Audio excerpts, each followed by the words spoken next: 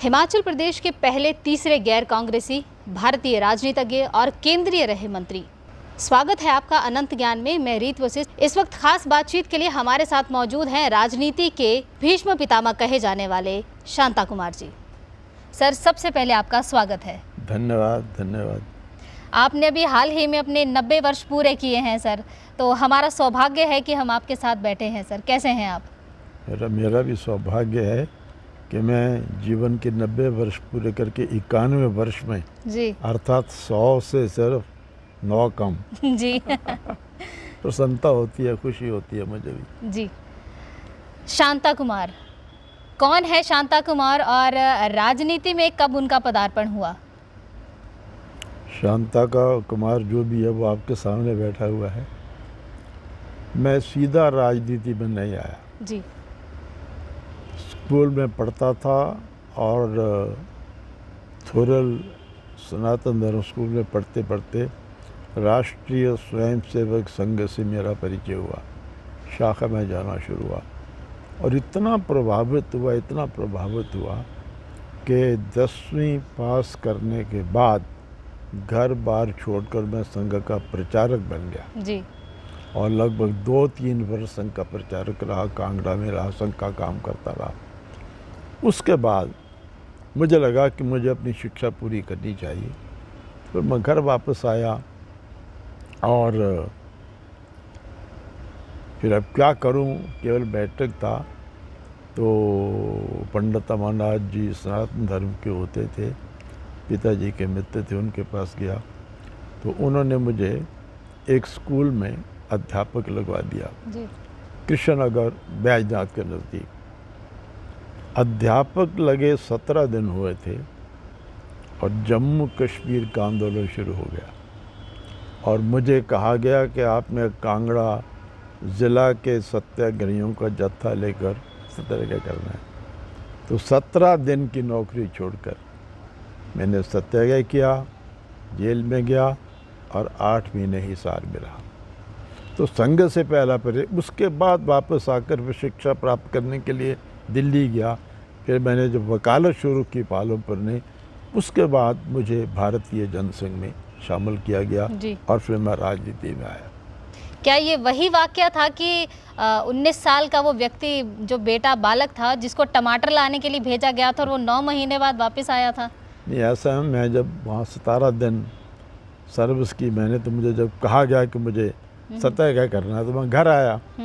तो जब मैं घर अपना गढ़मूल आया तो मेरी बहन पुष्पा, जो आज इस दुनिया में नहीं है, बीमार थी।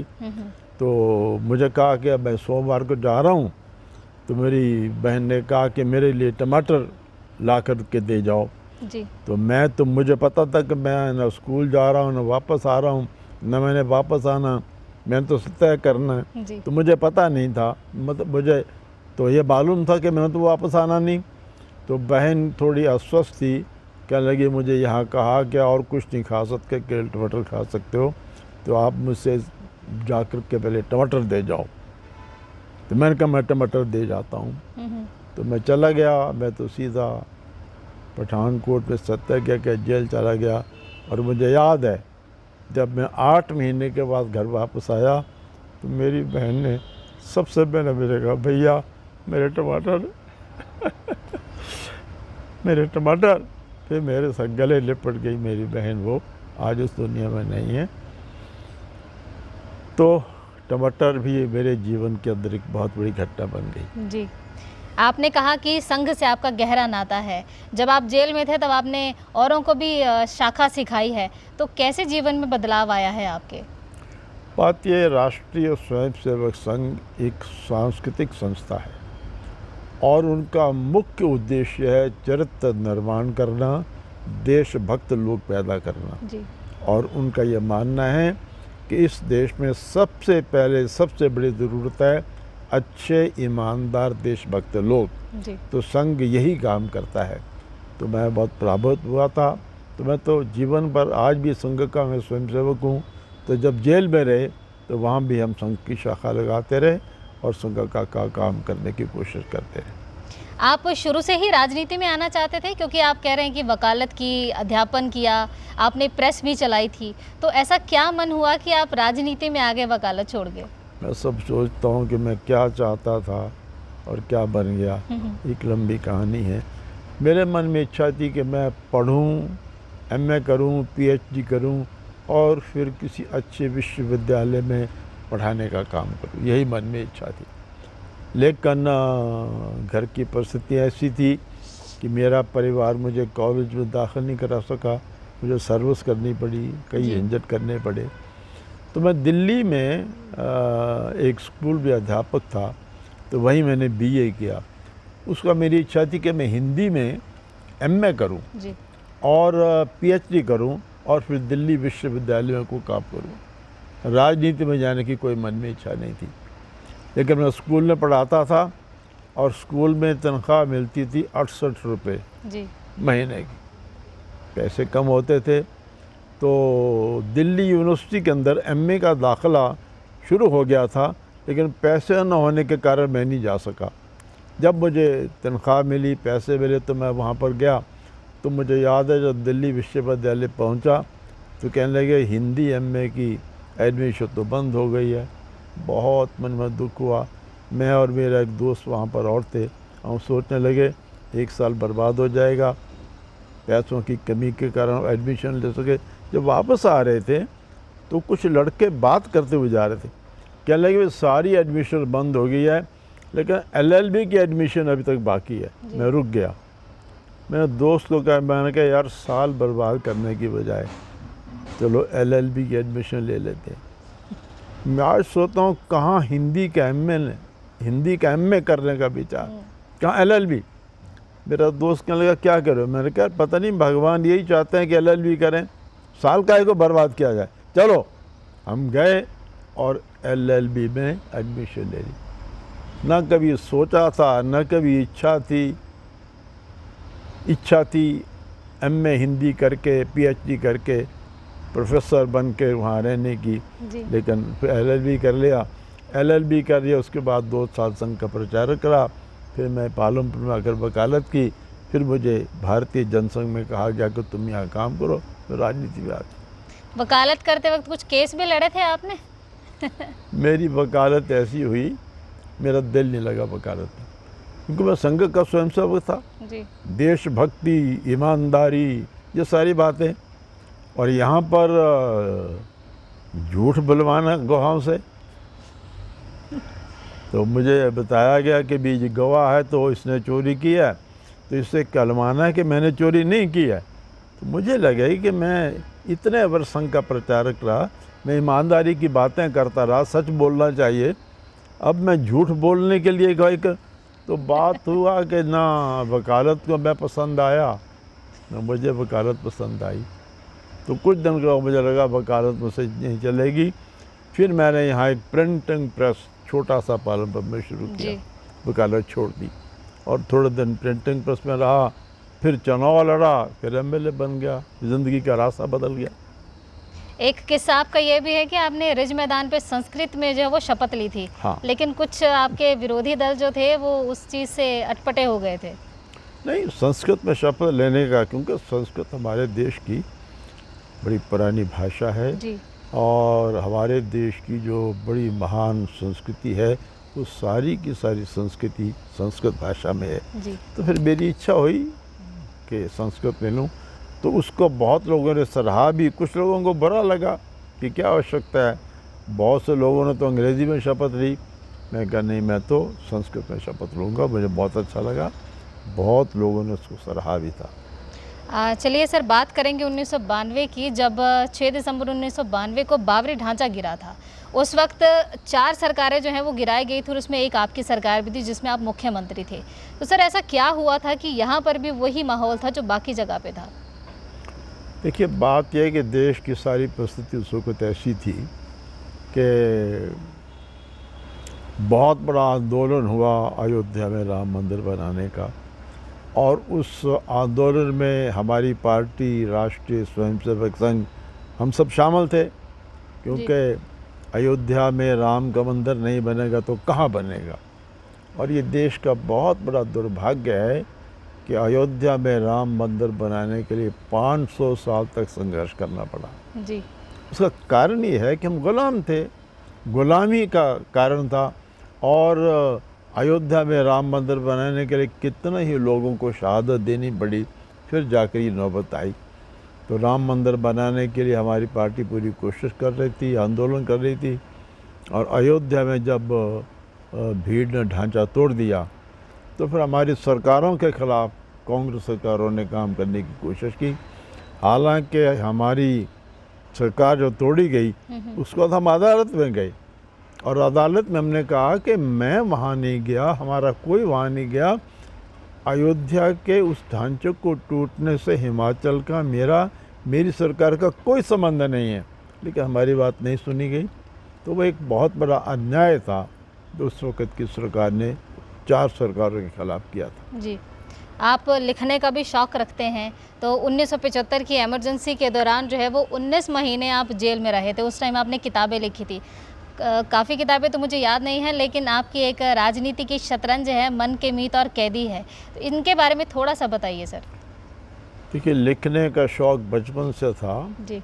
और कभी कभी मैं बैठकर कुछ लिखता रहता था, थोड़ी बहुत कविता भी लिखता था जी। और जब पहली बार मैं हिसार की जेल में रहा तो जेल में रहकर भी मैंने कुछ लिखा था। तो लिखते रहने की आदत थी और फिर धीरे धीरे आदत बढ़ती गई। फिर सबसे पहले मेरी पुस्तक में जब संघ का प्रचारक था जी। कांगड़ा में, गुप्तगंगा में रहता था, तभी मैंने देश के क्रांतिकारी इतिहास का अध्ययन किया और सबसे पहली मेरी पुस्तक क्रांतिकारी इतिहास पर धरती है बलिदान की इस नाम से आई थी। उसे लिखता रहा मैं, तो जब कभी मुझे मौका मिला मैं लिखता रहा। लेकिन मेरे लेखन को सबसे अधिक जो उसमें तीव्रता आई वो मेरी शादी के बाद आई, क्योंकि मेरी धर्मपत्नी भी हिंदी विषय को स्कूल में पढ़ाती थी जी। हिंदी में MA की उसने किया हुआ था और उसको भी लिखने की बड़ी आदत थी, वो भी लिखती थी। तो हम दोनों की शादी के बाद एक दूसरे को हम उत्साहित भी करते रहे जी। और हम दोनों एक दूसरे के सबसे पहले पाठक होते थे, विचार करते थे जी। मेरी पत्नी कहती थी मेरे मन में आ रहा है इस प्रकार की एक कहानी मैंने लिखनी है, तो मैं सुझाव देता था इस कहानी में ऐसे नहीं ऐसे मोड़ दो।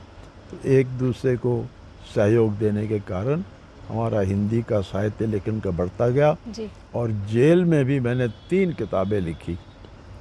जेल में और कोई काम हमें था नहीं तो वहाँ भी पढ़ने का लिखने का काम किया। तो एक कैदी उपन्यास है जी। एक मन के मीत है जी। और एक लाजो, 3 उपन्यास लिख के मैंने जेल में 3। कुल पुस्तकें मेरी आज तक 21 पुस्तकें हो गई हैं, 21 पुस्तकें छप चुकी हैं मेरी। 1900 सर मैंने खुद ही सुनी है। और मेरी धर्मपत्नी की भी 16 किताबें छपी थी जी। और 21 पुस्तकें मेरी छपी थी। भगवान की कृपा से एक दूसरे के सहयोग से एक बड़ा अस्त व्यस्त जीवन मेरा रहा। मैं कई बार हैरान होता हूँ कि इतनी किताबें मैं कैसे लिख सका, क्योंकि देखिए ना 17 साल की उम्र में मैट्रिक किया जी। घर बार छोड़कर संघ का प्रचारक बन गया। 19 साल की आयु में सत्याग्रह किया, कश्मीर आंदोलन में जेल में चला गया और उसके बाद राजनीति में आया तो चलता रहा, कभी रेल में, कभी जेल में, कभी चुनाव की धक्कम पेल में, कभी चुनाव हारा, कभी चुनाव जीता। इस प्रकार के अति व्यस्त जीवन में भी 20 पुस्तकें की पुस्तकें लिख चुका। ये मुझे तो एक चमत्कार लगता है, प्रभु की कृपा है। कुछ 2 लाइनें सर जो आपके दिल के करीब हो आपकी किसी भी पुस्तक की। नहीं पुस्तक की, हाँ पुस्तकों का नाम नहीं, कुछ लाइनें आपने कोई कविता लिखी हो या कुछ ऐसा जो आप और आपके धर्मपत्नी बैठ के करते वो हो। बताता हूँ आपको। जी। जेल में जब मैं था तो कभी कभी पुस्तक पत्र लिखने के बजाय कविता की पंक्ति अपनी धर्मपत्नी को लिख देता था जी। और मेरी धर्मपत्नी भी मुझे कविता की पंक्तियाँ लिख देती थी। जब जेल की अवधि बढ़ती गई तो धर्मपत्नी परेशान हुई, घर में बच्चों को संभालना, सर्विस करना, बहुत परेशानी। जी। तो एक बार क्या हुआ कि धर्मपत्नी का जो पत्र मुझे मिला, पत्र बड़ा था, तो मैंने समझा आज मेरी पत्नी ने मुझे बहुत कुछ लिखा है। लेकिन क्या था कि उसमें एक सफ़ेद एक कागज़ को चार से पुड़िया सी बनाई, उसको खोला तो उसमें एक और पुड़िया निकली कागज़ की, उसको खोला एक और पुड़िया निकली, कोई शब्द नहीं। लेकिन उन कागज़ों पर मुझे लगा कि उसके आंसुओं के निशान थे। और जो आखिरी कागज़ था उसमें उर्दू का एक शेर लिखा था। वो लिखा था, उजाले अपनी यादों के हमारे पास रहने दो, न जाने किस गली में ज़िंदगी की शाम हो जाए। बहुत निराशा का वातावरण था। वो समय वो था जब पूरा देश एक जेल खाना बना हुआ था जी। और हम जेल में जो लोग हैं कभी निकलेंगे कि नहीं निकलेंगे किसी को पता नहीं था। जी। तो निराशा की उस घड़ी में मेरी धर्मपत्नी ने बहुत से सफ़ेद कागज़ों पर उसके आंसुओं के निशान और ये शेर लिखा था। तो मैंने जब जेल में ये पढ़ा तो आप अंदाज़ा लगा सकते कि जेल के कादी को जब अपनी धर्मपत्नी के सफ़ेद कागज़, उसके आंसुओं के निशान और ये शेर मिला तो क्या हालत हो सकती है। थोड़ी देर बहुत परेशान रहा और फिर मैंने भी कलम उठाई कि लंबी कविता अपनी धर्मपत्नी को लिखी। तो उस लंबी कविता की अंतिम 4 पंक्तियाँ मुझे याद हैं और वो 4 पंक्तियाँ बिल्कुल जो इसका शेर था उसके मुताबिक है। जी। देखिए उसने मुझे लिखा था, उजाले अपनी यादों के हमारे पास रहने दो, न जाने किस गली में ज़िंदगी की शाम हो जाए। और मेरी कविता की आखिरी 4 लाइनें थी, तुम्हारे प्यार की पाती, तुम्हारे प्यार की पाती रहे नित जेल में आती, न जाने कौन सी पाती तुम्हारे पास ले आए। तो वो 4 पंक्तियाँ, ये 4 पंक्तियाँ, इनका छंद भी शब्द भी है बराबर हुए और वो भयंकर निराशा की बात थी जी। और मैंने आशा की बात कही, न जाने कौन सी पाती तुम्हारे पास ले आए। जी। तो इस प्रकार हम आपस में एक दूसरे को कविता भेजते रहते थे। तो कविताएँ छपी हैं सारी। बहुत खूब सर। और चलिए थोड़ा जेल से बाहर निकलते हैं, आपके गांव की तरफ ही आते हैं। आपके गांव की तरफ जब भी निकलते हैं, जब भी जाते हैं तो आपको आपके नाम से ज़्यादा नहीं जानते, लेकिन पानी वाले मुख्यमंत्री के नाम से ज़्यादा जानते हैं। तो कैसा लगता है सर जब आपको इस नाम से ज़्यादा लोग जानते हैं? देखिए 19 महीने जेल में रहे जी। जेल से निकले, चुनाव हुआ और मुख्यमंत्री बन गए। जी। आप सच कहता हूँ मैं कि मैं जब मुख्यमंत्री बना तो कभी कभी सोचता था, अरे अभी अभी तो मैं जेल में था, अब मैं मुख्यमंत्री बन गया, मुझे विश्वास नहीं होता। तो ऐसी परिस्थिति के अंदर जो ही जेल से निकल कर के तो दिल गया कि भगवान ने जेल से भी निकाला और मुख्यमंत्री बनाया, सरकार बना दी, अब कोई काम करना चाहिए देश के लिए। जी। तो प्रदेश में क्या काम किया जाए विचार करने लगे, कर लगे, ये है ये बहुत से काम हमने चुने। तो उसमें फिर एक मैं किस्सा छोटा सा सुनाना चाहता हूँ। जी ज़रूर। हम 4 भाइयों की एक बहन पुष्पा, लेकिन दुर्भाग्य से बीमारी से चल गई थी। तो मैं जब जेल से निकला तो सबसे पहले तो माता जी को मिलने बड़े भाई साहब के सब, माता जी अरुणाचल में थे, वहाँ गया, माता जी को प्रणाम किया, उनसे बड़ी खुशी हुई। फिर मेरे दिल में एक बार बात आया कि बहन होती आज अगर कितनी खुश होती कि मेरा भाई 19 महीने जेल में रहा, जेल से निकला और मुख्यमंत्री बन गया। और वो जो उसकी इतनी याद आए कि मैं बड़ा परेशान हो गया। मेरी धर्मपत्नी संतोष बार बार कहे कि आपको अब सरकार चलानी है, आप संभल करके को। लेकिन बढ़िया एक दिन क्या हुआ कि बैठे थे हम ऑफिस में, जी। शुरू की बात है, तो कोई बात हो रही थी, कार्यक्रम बन रहे थे। तो एक ने कहा कि जनाब अगले हफ्ते तो कार्यक्रम नहीं बन पाएंगे क्योंकि छुट्टियां बहुत हैं। मैं कहा क्या छुट्टी है? कहते रक्षाबंधन की छुट्टी है। जो रक्षाबंधन का एकदम मुझे फिर बहन याद आ गई और मेरी आंखों से आंखें आंसू। मैंने कहा मुझे ज़रूरी काम है, बाद में बात करेंगे। फिर थोड़ी देर बैठा, मैं कुछ सोचा और सोचकर एकदम मैंने अपने पीए को बुलाया। मैंने कहा रक्षाबंधन के दिन मैं हिमाचल प्रदेश की बहनों को आकाशवाणी पर संदेश दूंगा, उसकी कार्यक्रम बनाऊँ। उसकी बड़ी अजीब बात लगी, क्योंकि ये एक नई बात थी वहाँ। और हमारे चीफ सेक्रेटरी मिज़ोरम के श्री टोचवांग थे, वो सेना के आए हुए। उनको जब पता लगा बड़े हैरान हुए। वो अदर अंग्रेजी बोलते थे, एकदम आए, कहते sir what is this, chief minister, Rakshabandhan message, I can't understand anything. मैं कहा मिस्टर टोचवांग कम ऑन यहाँ बैठ जाओ, मेरे पास बैठ जाओ। उसको बैठाया। मैंने कहा आपको पता है कि कुछ दिन पहले मैं आपका कैदी था। नो सर, नो सर, क्या मतलब होगा भाई, आप चीफ सेक्रेटरी, मैं जेल का कैदी, 19 महीने जेल में रहा। तो mister Tochwang, it will take some time to understand a prisoner turn chief minister. Oh sir, मैंने कहा आप इंतज़ाम करो। तो इंतज़ाम हुआ। मेरे मन में भी आया कि पुष्पा नहीं है आज, मेरी बहन नहीं है, लेकिन सारे हिमाचल की बहनें मेरी बहनें हैं। तो मैंने फिर ये निर्णय किया कि सबसे पहले पानी का काम करना है। और मुझे याद है 1978 के रक्षाबंधन के दिन मैंने आकाशवाणी पर कहा, हिमाचल प्रदेश की मेरी प्यारी बहनों, आज रक्षाबंधन है, मैं आज के दिन आपको एक उपहार दे रहा हूँ। और उपहार ये है कि आपके सिर से पानी का खड़ा उतारूँगा और पानी का नल आपके दरवाजे पर लगाऊंगा, ये मेरा प्रण है जी। बस फिर मैं पुष्पा की याद नहीं आती थी कि बाप इतनी पुष्पा, पूरे हिमाचल की सारी बहनें मेरी पुष्पा हैं। फिर दिन रात काम शुरू किया। और मैंने विभाग को कहा ये सरकारी काम नहीं है, एक यज्ञ है।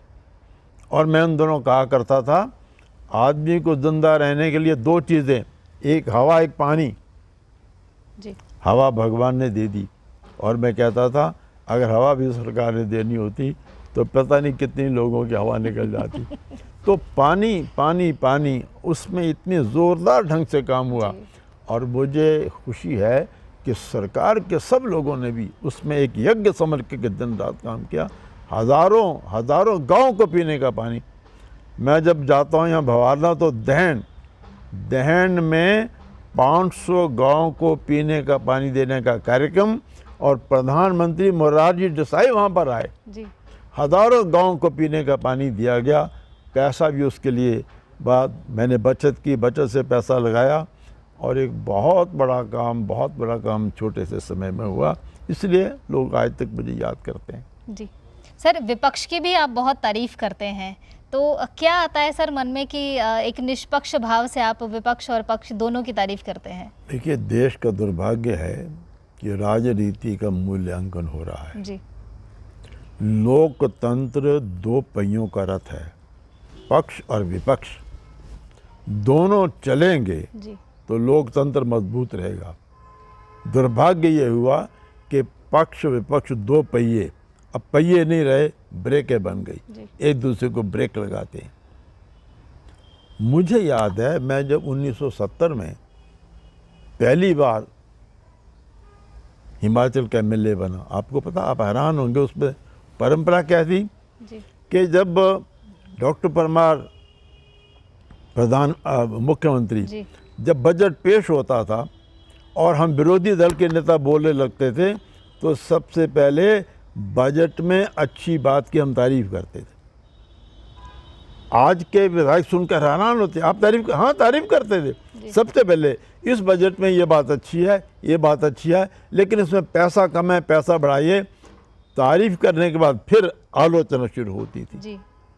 तो मेरे संस्कार वही है कि अच्छी बात कोई भी करे उसकी तारीफ करने की हिम्मत होनी चाहिए जी। तो इसलिए अगर सरकार कोई अच्छी बात करती है, मैं उसकी तारीफ करता हूँ, तारीफ करनी चाहिए। आज तो हालत यह हुई कि विरोधी दल को सरकार में कोई अच्छी बात दिखाई नहीं देती जी। और सरकार को विरोधी दल की बात में कोई अच्छी बात दिखाई नहीं देती। ये राजनीति के अवमूल्यन का कारण है। होना ये चाहिए कि अच्छा काम जो भी करे उसकी तारीफ की जानी चाहिए जी। मैं करता हूँ और मुझे खुशी है कि मुझ में हिम्मत है कि मैं तारीफ कर देता हूँ। सर जीवन की कोई ऐसी अधूरी इच्छा रह गई हो, क्योंकि आप जो हैं वो एक राजनीति में एक ऐसी मर्यादा और पूर्णतः उसको आत्मसात करते हैं, क्योंकि आप बहुत ही निष्पक्ष जो हैं वो भाव रखते हैं और उसी तरह के व्यक्तित्व के हैं, तो कभी इसका कोई नुकसान नहीं होता है? नहीं, देखिए, मैं सुबह उठकर परमपिता परमेश्वर का धन्यवाद करता हूँ कि ईश्वर ने मुझे बहुत कुछ दिया, पार्टी ने दिया, लोगों ने दिया, कोई इच्छा अधूरी नहीं रही, किसी से कोई गिला नहीं है, कोई शिकवा नहीं है। मैंने पूरा जीवन जी लिया, जीवन जिया ही नहीं, जीवन लिख भी दिया जी। मेरी आत्मकथा छप गई, आज सारे भारत में पढ़ी जा रही है। ये ठीक है, मेरी धर्मपत्नी बीच में मुझे छोड़ के चली गई, लेकिन जीवन मरण तो प्रभु के हाथ है, कोई इच्छा अधूरी नहीं है। मैंने अपने जीवन के सारे काम कर लिए। राजनीति के अलावा मन में इच्छा थी कि पालमपुर में स्वास्थ्य सुविधाएं बनाई जाएं, जी। तो विवेकानंद ट्रस्ट बन गया, 4 संस्थाएं चल पड़ी उसके अंदर। कोई इच्छा अधूरी नहीं है, सारी इच्छाएं पूरी हो गई। अब मैं अपने जीवन की अंतिम यात्रा प्रभु के पास जाने के लिए तैयार हूँ, और मेरा ये विश्वास है मैं हंसता खेलता मुस्कुराता हुआ जाऊँगा, क्योंकि बहुत बढ़िया जीवन जिया है प्रभु की कृपा से, और मेरे जीवन में मुझे परमात्मा की तरफ से सब कुछ प्राप्त हुआ। जी। सफल और कर्मठ नेता हैं आप, तो कहते हैं ना कि एक सफल और कर्मठ व्यक्ति के पीछे एक नारी का हाथ होता है। कितना सार्थक मानते हैं इसको आप कि आपकी धर्म पत्नी आपके साथ रही हैं? बहुत बड़ा हाथ, बहुत बड़ा हाथ। 60 वर्ष मेरे साथ वो रही जी। और 60 वर्ष के जीवन में एक जीवन साथी के रूप में, और आप कल्पना नहीं कर सकते उसकी कितनी हिम्मत थी। एक छोटी सी मिसाल देता हूँ।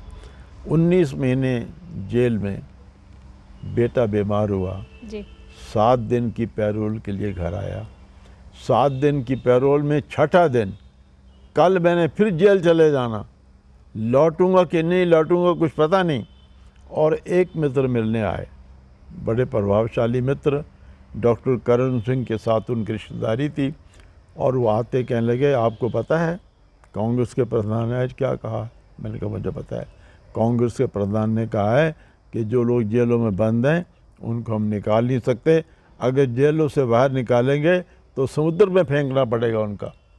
तो मेरे मित्र कहने लगे, देखो जेल के दरवाजे कभी खुलेंगे नहीं, सारी उम्र जेल में रहना पड़ेगा, इन बच्चों का क्या होगा? जी। और कहने लगे, डॉक्टर करण सिंह मेरे नज़दीकी है, मैं 3 लोगों को जेल से छुड़ा चुका हूँ, आप एक कागज़ पर केवल इतना लिख दो कि राज नारायण जी के आंदोलन के साथ मैं किसी प्रकार का संबंध नहीं रखूँगा, लिखो एक कागज़ पर और मैं आपको छुड़ा दूँगा। अब मैं चुप बात सुनता रहा, मैं क्या जवाब दूँ? इससे पहले कि मैं कोई जवाब दूँ, बड़े गुस्से के साथ मेरी धर्मपत्नी ने कहा, क्या कह रहे हैं आप? जी। कुछ नहीं लिखेंगे, ये रहेंगे जेल में, मैं परिवार को संभालूंगी। चाय आ गई, आप चाय पीजिए और भी जाइए। इतने गुस्से से कहा कि उनको मेरी धर्मपत्नी से क्षमा मांगनी पड़ी। जी। इतनी बहादुर थी वो। और दूसरे दिन उसने मुझे बड़े आराम से विदा दी और कहा, चिंता मत करिए, आप जेल में रहिए, मैं संभालूंगी अपने परिवार को। ऐसे जीवन में कई किस्से हैं। मैं आज सच कहता हूँ, अगर मुझे संतोष की तरह की जीवन साथी नहीं मिली होती तो जिस तरीके से मैंने देश की सेवा की शायद उतनी नहीं कर पाता। मेरी ज़िंदगी के सफ़र में हिम्मत के साथ हर कदम पर मेरे साथ वो खड़ी रही।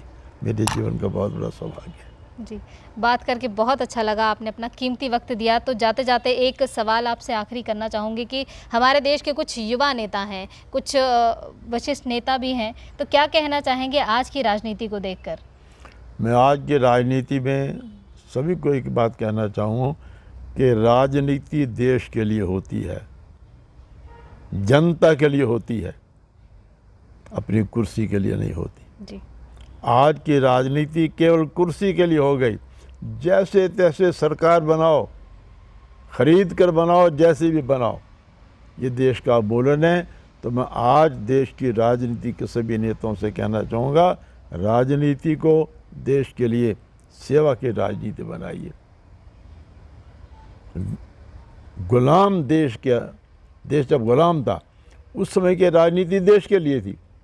आज की राजनीति केवल कुर्सी के लिए हो गई। जी। तो ये अवमूल्यन समाप्त होना चाहिए और राजनीति देश के लिए, लोगों के लिए, जनता के लिए सेवा की राजनीति होनी चाहिए। मैं यही संदेश देना चाहता हूँ। बहुत बहुत धन्यवाद सर। और कहते भी हैं कि अगर ईमानदारी से काम किया जाए तो इतिहास में भी आपका मूल्यांकन उसी तरह से किया जाएगा। बहुत बहुत धन्यवाद सर आपका भी बहुत बहुत धन्यवाद। बहुत धन्यवाद अनंत ज्ञान का। जी।